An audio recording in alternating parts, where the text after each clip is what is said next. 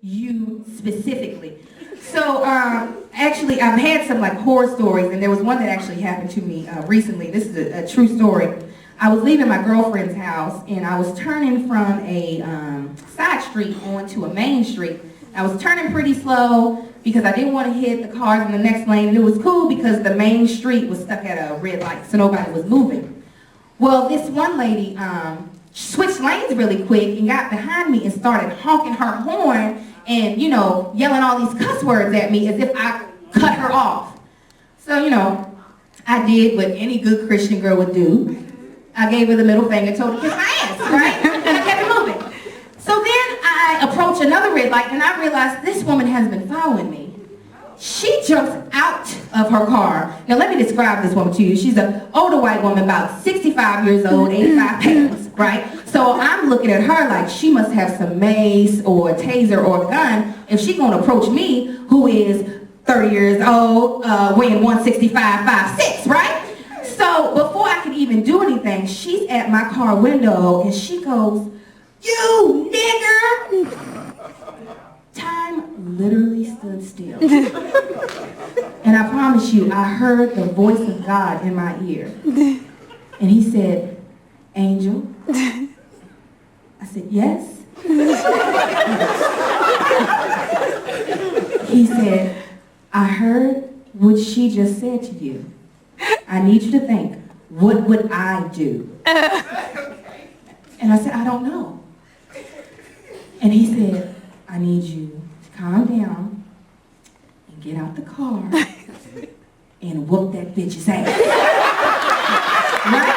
And I'm like, who am I to argue with God? So I get the car, right? And I push this Betty White lookalike like 2 whole lanes over, right? And now she's on the ground screaming and crying and stuff. And so I'm like, oh my goodness. And then all of a sudden I heard the voice of God again. And he was like, "Angel." I was like, "Yes." He said, "Go over there and stomp in the face." And I was like, "What?" And that's when I realized it was not the voice of God.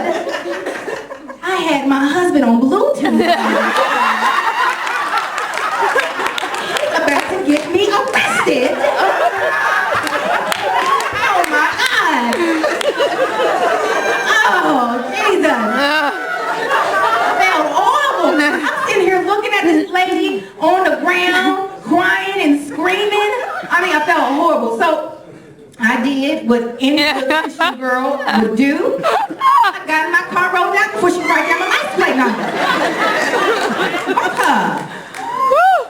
But no, that really did happen. I did get an altercation with a elderly lady for calling me a nigger, and I felt bad because I was like, "Angel, you acted inappropriately," but you know, it was something came over me. My son was in the car asleep, and it was just like, you know, nuck if you buck, you know. So I had called my mom because I was disappointed in myself, and when I told my mom, she was just really frazzled, like she had to stop work because it just really upset her, because she was like, "That lady could have maced you and stole your car and took my grandbaby." She was like, "Oh my God." I was like, "I know, Mom, the devil is working in Los Angeles." She was like, and my mother said something to me that I will never forget. I will always take this advice to me.